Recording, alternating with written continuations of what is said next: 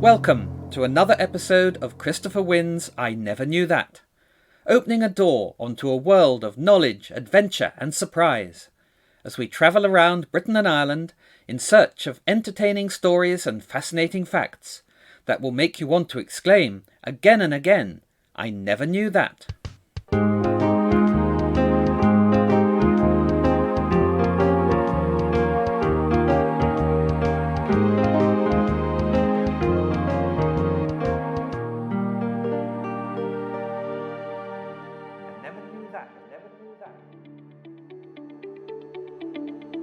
I'm Christopher Winn, author of the I Never Knew That book series about the countries and peoples of Britain and Ireland, and I will be your guide as we travel around the regions of England, Scotland, Wales and Ireland, meeting friends along the way and learning about the people and places that make these beautiful islands the most magical place on earth.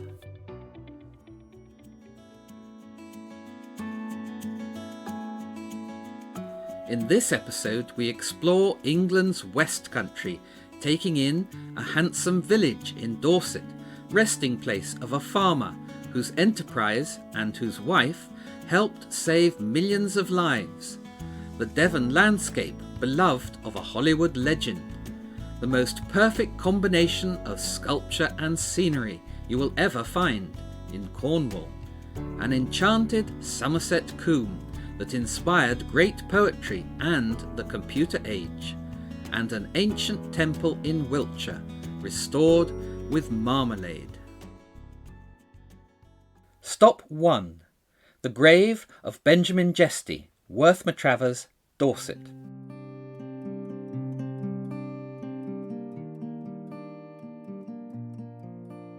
Worth-Matravers is not some flamboyant artist from an Agatha Christie novel, but rather a lovely stone village set high on the cliffs west of Swanage, on the Isle of Purbeck, a distinctive peninsula of some 60 square miles that thrusts out into the English Channel and forms the southern shore of Poole Harbour, the largest natural harbour in the world.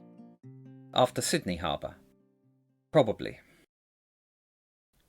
The village of Worth-Matravers is built entirely of local stone, and the countryside around it is honeycombed with disused quarries, from which great quantities of Purbeck limestone and Purbeck marble were removed in the Middle Ages to decorate many of England's finest cathedrals, Salisbury, built in 1220, being a prime example.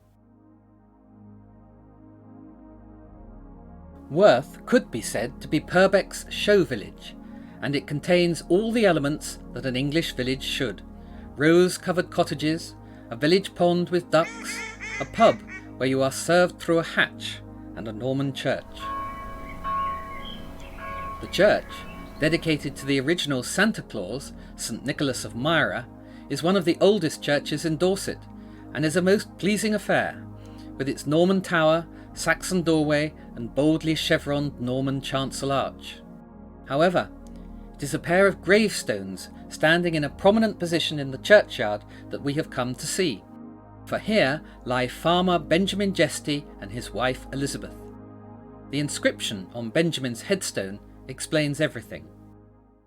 Sacred to the memory of Benjamin Jesty of Downsay, who departed this life April the 16th, 1816, aged 79 years.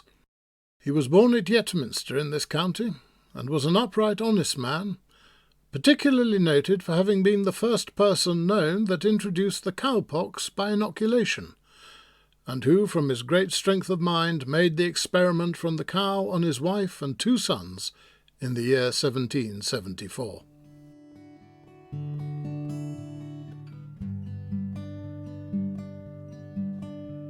Benjamin Jesty, born in 1736, was the owner of Upbury Farm in Yetminster in northwest Dorset.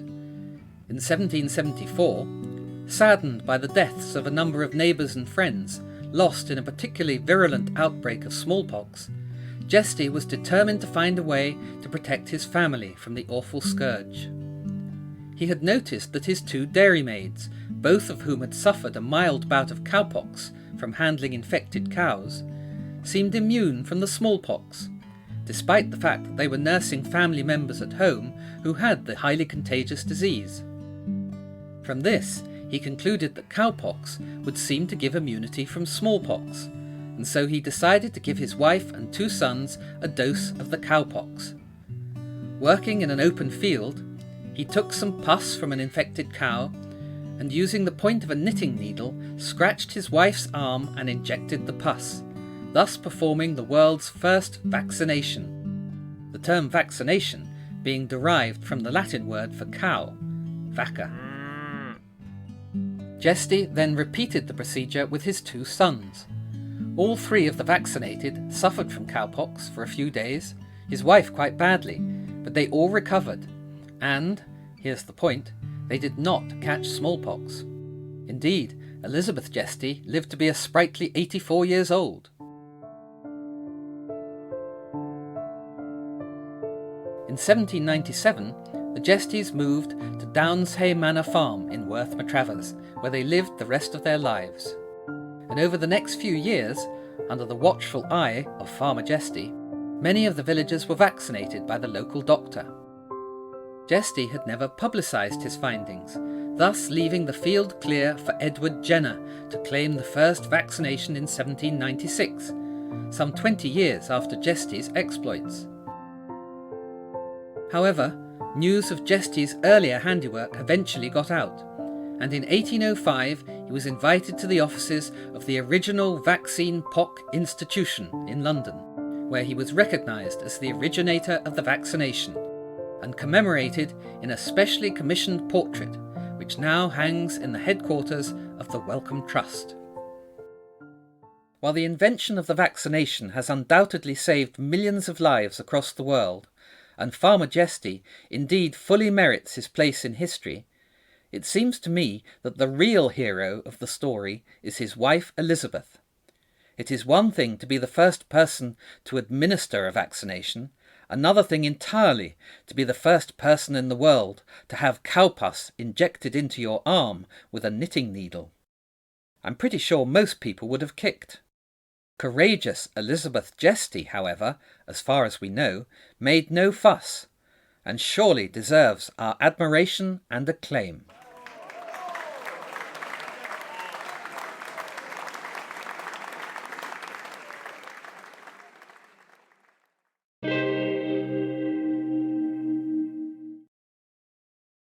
Stop 2.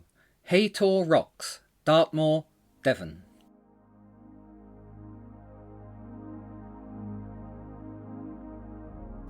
Dartmoor is glorious, but don't just take my word for it. I have never before in my long and eclectic career been gifted with such an abundance of natural beauty as I experienced filming on Dartmoor. So said director Steven Spielberg, who shot much of the film version of Warhorse on Dartmoor in the summer of 2010. As a man who's travelled the world in search of majestic settings, he should know. Try this. I have wandered Europe, rambled through Iceland, climbed the Alps, yet nothing I have seen has quenched in me the longing after the fresh air and love of the wild scenery of Dartmoor. This time, the words of a Victorian clergyman, the Reverend Sabine Baring-Gould, whose name alone suggests he must have known what he was talking about.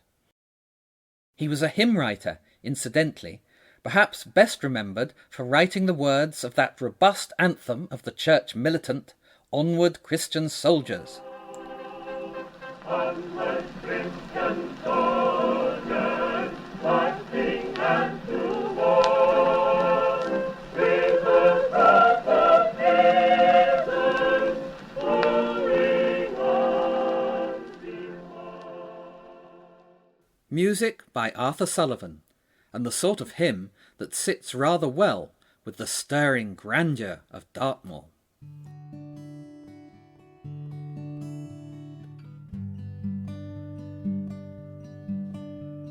Dartmoor consists of some 300 square miles of wild moorland, with an average height above sea level of 1,200 feet, 366 metres.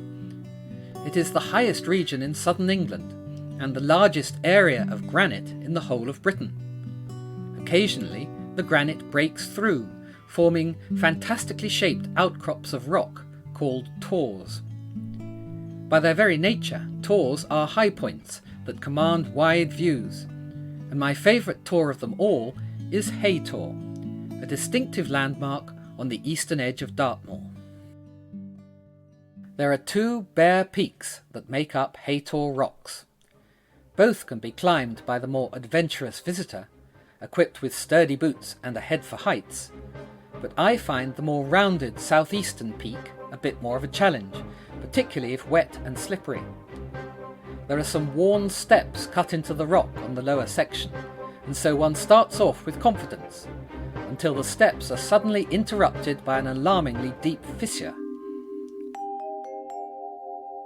Here, one teeters with indecision, not wanting to turn back and face the jeers of the crowds below, but equally hesitant to make the daunting leap for the steps on the far side of the void, letting "I dare not, wait upon I would," as Lady Macbeth might say. However, I am proud to announce that I have never yet bottled it, each time shutting my eyes and launching myself with great courage and fortitude across the chasm. The inelegant landing, the desperate scrabbling for the iron handhold on the other side, placed maliciously just out of reach, the shrill cry of pain as the kneecap slams against the solid rock face, are as naught compared to the sense of triumph and achievement one feels on reaching the top of Hay Tor.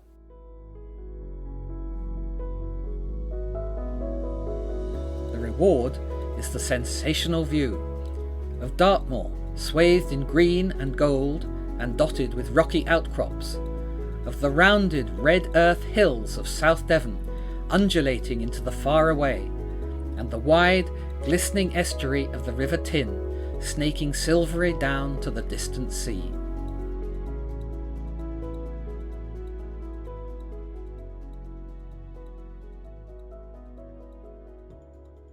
Simon Jenkins rated the view from the summit of Hay Tor as one of his top 10 views, and I can't argue with that. Now, how do I get down?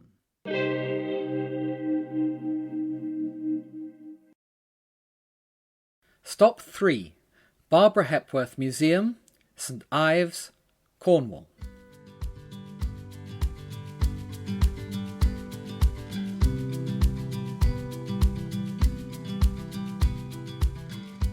I do not as a rule dance with joy when confronted with a piece of modern sculpture, but there is one sculpture so exquisite, so perfect, so at one with its beautiful setting, that it almost brings tears to my eyes when I think of it. And it can be found in the Barbara Hepworth Museum at St Ives in Cornwall.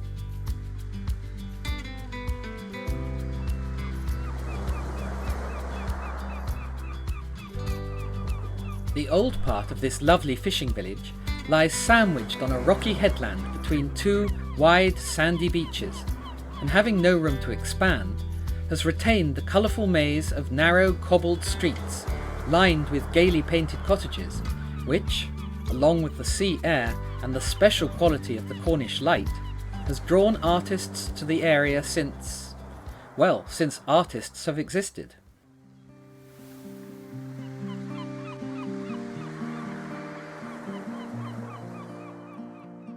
Sculptor Barbara Hepworth moved to Cornwall with her husband and children at the outbreak of the Second World War in 1939, and she became so entranced by the wild and rugged Cornish landscape, so reminiscent of her native Yorkshire, that she determined to stay forever. In 1949 she acquired Trewin Studio, a typically Cornish stone house on a hill behind the parish church that had a large private garden with views over the roofs of St Ives to the sea. Finding Trewin Studio was a sort of magic. Here was a studio, a yard and garden where I could work in open air and space. She immediately set about landscaping the garden, laying down paths, building up rockeries, restoring an old pond, planting roses, anemones, honeysuckles, eucalyptus, magnolia, palms and bamboo, creating a magical subtropical setting, and filling it with sculptures that were inspired by the changing of the seasons in the garden, and which appear to grow as naturally in the garden as the plants themselves.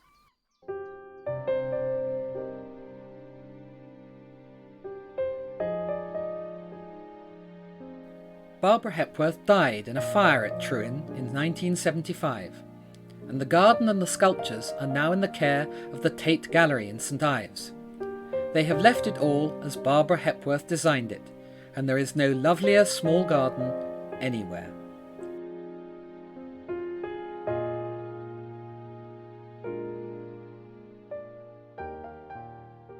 And there is one sculpture in that garden, I think it's called Spring, but it's a while since I've been there, and I may be wrong, that I remember above all the others.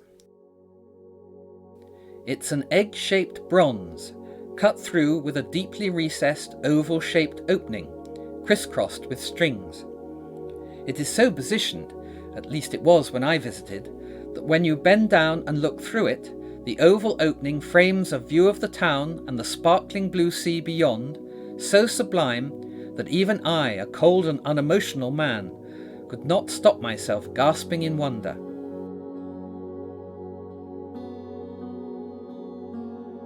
Art and nature in complete harmony, the colour and essence of Cornwall captured in one perfect snapshot. Ravishing.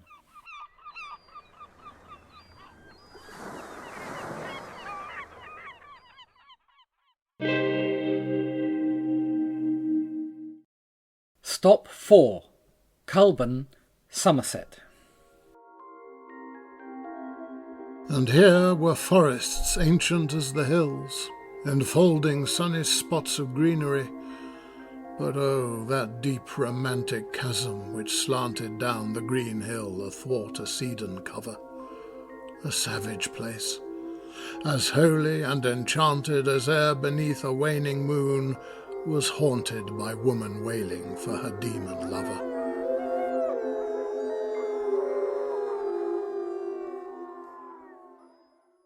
Samuel Taylor Coleridge famously wrote Kubla Khan, the poem from which these lines are taken, when he awoke from a drug-induced sleep, during which the words came to him in a dream. He was never able to finish the poem, because his train of thought was disturbed by a person on business from Porlock knocking on the door. Coleridge was staying in a farm near Culburn on Exmoor at the time of writing, and he would often walk in contemplation to Culburn's little moorland church of St Bono, where the mystical and enchanted atmosphere kindled his imagination. St Bono's is England's smallest parish church, at just 35 feet long and 12 feet wide, with room for no more than 33 worshippers. The walls are Saxon or early Norman, and there is a large Saxon font, a 13th century porch, 17th century box pews, and a minute Georgian spire. The best bit is a tiny two-light Saxon window in the north wall of the chancel, carved from a single stone 1,000 years ago. Although a quaint and lovable place, it seems remarkable that they still hold regular services in St Bono, for it is possibly the most isolated church in England, perched alone some 400 feet above the sea on a patch of emerald lawn, a small, sunny spot of greenery in a deep, thickly wooded combe, far, far removed from the busy world. To get to it, you must either walk 2 miles along the zigzag path through the woods from Porlock Weir, or clamber for a couple of miles down a steep track from a narrow farm lane that leads off the main road across the moor from Minehead. The walk through the ancient trees can be a bit eerie, especially if the sea mist hangs low, for there is no company save the sound of the distant waves and the rustling of the trees, and perhaps just the faintest haunting echo of 1,000 years of song and prayer emanating from the lonely church. Or is it woman wailing for her demon lover? Whichever, this is one of England's quiet corners. Where Alf, the sacred river, ran through caverns measureless to man, down to a sunless sea. As Coleridge might say.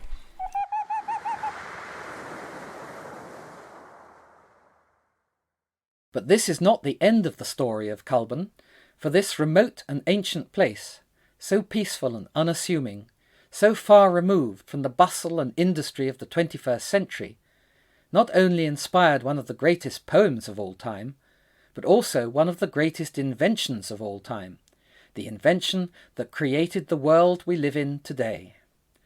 For Culben is no less than the birthplace of the computer.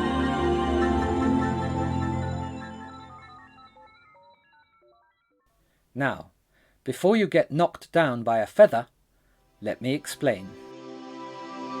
In Xanadu did Kubla Khan a stately pleasure dome decree.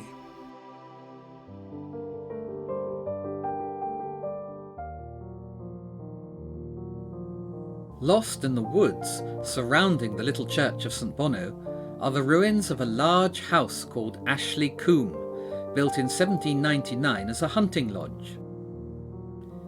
In 1835, Kubla Khan, or rather the new owner of Ashley Combe, William King, later the first Earl of Lovelace, decreed that the house be enlarged and transformed into a stately pleasure dome, in the style of those sumptuous villas that cluster about the Italian lakes.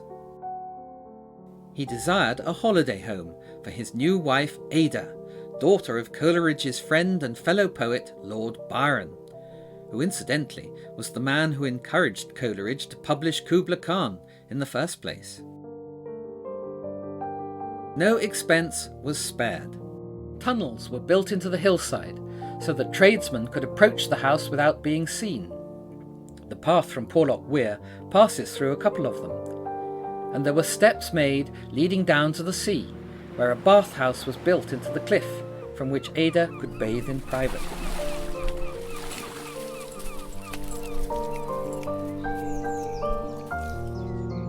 The gardens were laid out in terraces, connected by spiral staircases, the remains of which can still be seen. The terraces became known as the Philosopher's Walk, for here Ada Lovelace would take long walks with her friend, the mathematician Charles Babbage, the inventor of a calculating machine known as the analytical engine, regarded as the world's first computer. Babbage and Ada, a fine mathematician herself, spent many fruitful days on the terraces, discussing ideas for different uses to which Babbage's analytical engine might be put. And Ada's suggestions were, in reality, the first ever computer programs. Ada herself is recognized as being the world's first computer programmer. There is even an early software program, still used by the US Defense Department, called Ada in her honor.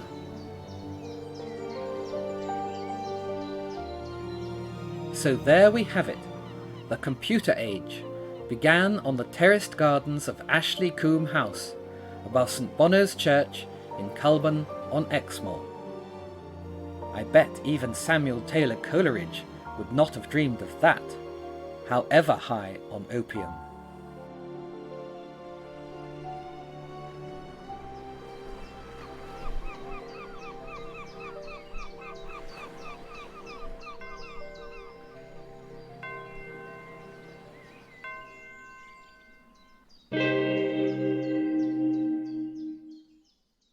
Stop 5. Avebury Stone Circle, Wiltshire. What is the connection between Britain's original brand of marmalade and the largest stone circle in the world? Let's start with the facts. The largest stone circle in the world is the Avebury Stone Circle in Wiltshire. Covering 28 acres and surrounded by a deep ditch a mile long, the circle sits at the heart of that venerable patch of Wiltshire that makes up England's most significant prehistoric realm, where so many of England's most ancient sacred possessions congregate. Woodhenge, Stonehenge, Silbury Hill, West Kennet Longbarrow, Old Sarum.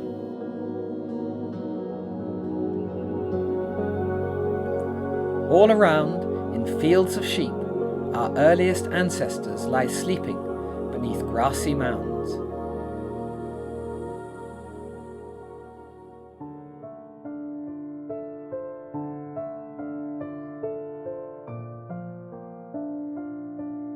The stones at Avebury, like those at Stonehenge, were set up by builders who shaped England long before it was called England, over 4,000 years ago in around 2500 BC, at the same time as the Egyptians were raising the pyramids. And, like the pyramids, they were built using only primitive tools made from antlers and wood, and without the use of machinery or computer calculations. Stonehenge, the ultimate prehistoric icon, may be better known than Avebury, but has become rather too well known, cluttered with souvenir shops and coach parties, and anyway, is now roped off from the masses. While at Avebury, you can wander amongst the stones, touch them, dance around them if you wish, even have lunch with them at the Red Lion, the only pub in the world standing within an ancient stone circle. Many of the stones are characters. The largest is called the Swindon Stone. I don't know why. In the 14th century, the 35-ton Barber's Stone killed a man, perhaps a barber, by falling on top of him while he was trying to move it. If you want to be particularly reckless, you can run 100 times anti-clockwise around the Devil's Chair and summon up the devil himself.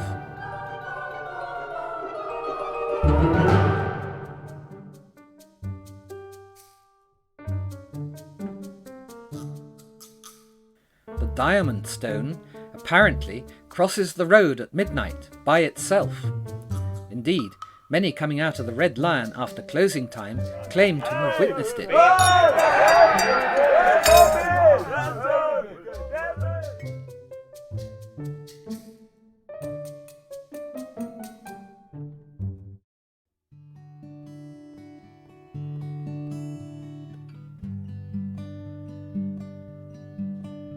Just outside the stone circle is Avebury Manor, a gorgeous 16th century Tudor manor house that stands on the site of an early 12th century Benedictine priory. In the 1930s, Avebury Manor was leased by a wealthy chap called Alexander Keeler, the proprietor of a large fortune made from marmalade. Keeler's Dundee marmalade was first concocted, appropriately enough in Dundee, in 1797 by confectioner James Keeler's wife, Janet, who made it from a shipload of overripe Seville oranges. It was the world's first commercial brand of marmalade and was hugely popular throughout the 19th and 20th centuries. Alas, it disappeared from the breakfast tables of Britain in the 1990s, although it is still produced for export by a firm in Cambridgeshire.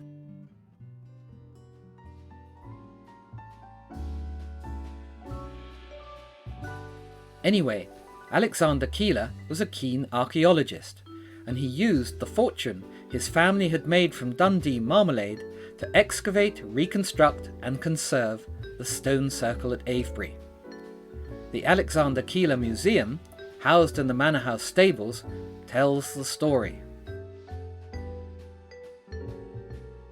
So, next time you spread some of Janet Keeler's invention on your morning slice of toast, give yourself a sticky pat on the back, for it is thanks to us marmalade lovers that Avebury Stone Circle, the largest stone circle in the world and one of England's crown jewels, is still here in such good condition for all of us to enjoy and marvel at.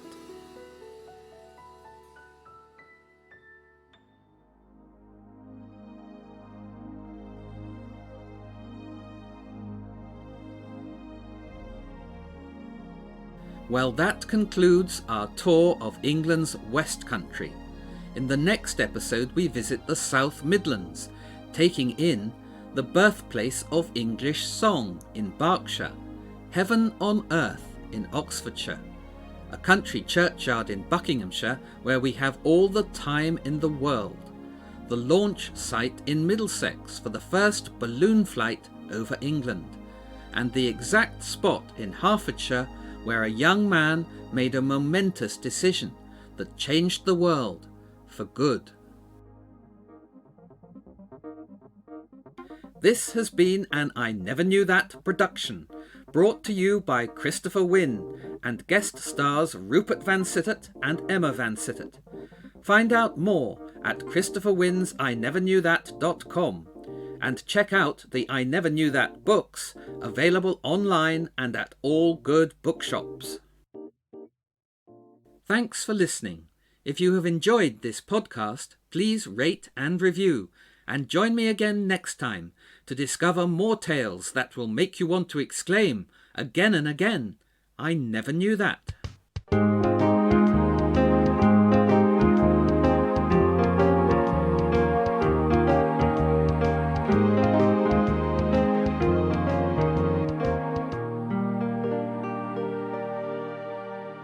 never knew that.